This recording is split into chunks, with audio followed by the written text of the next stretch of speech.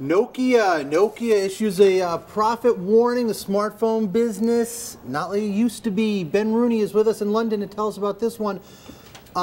This is a pretty bad. This is a pretty bad announcement for Nokia, right? I mean, the stock is getting killed.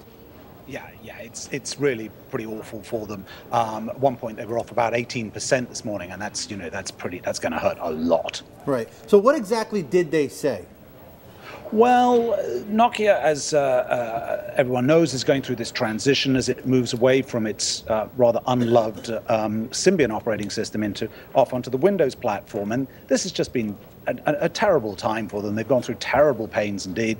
Now what they're saying is that on this profits warning is that problems in pretty well the entire world, as far as I can see, apart from Europe, and have caused them problems. Their big fear, I mean, Nokia's great strength has always been its ability to produce cheap phones, mass market phones, and they're getting hammered in countries like out in China, out in the Far East, with the threat from companies such as Huawei and ZTE, Chinese companies that are taking them on and beating them.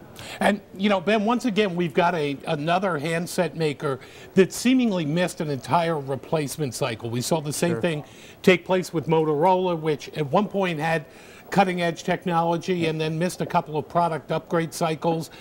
Is this a fatal blow for Nokia, or can they catch some? Can they recapture their lightning?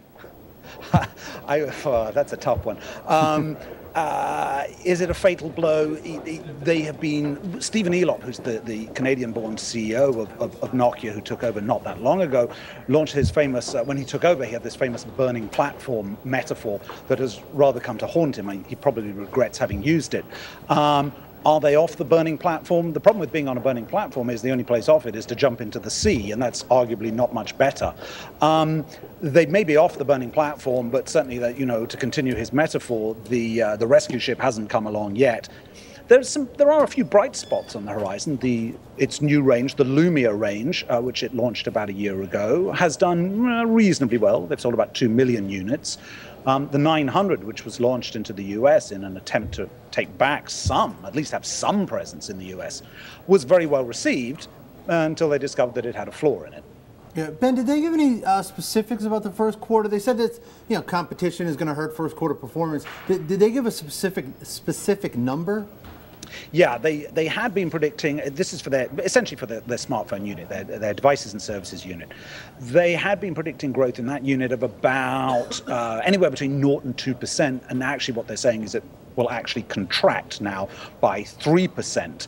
And what's even more worrying for Nokia is that they're predicting the same thing for the next quarter. So we will have an entire half year with negative growth, and that's really bad for them at this time. All right, we have to leave it there. Some ugly stuff for Nokia. Ben Rooney, thank you very much.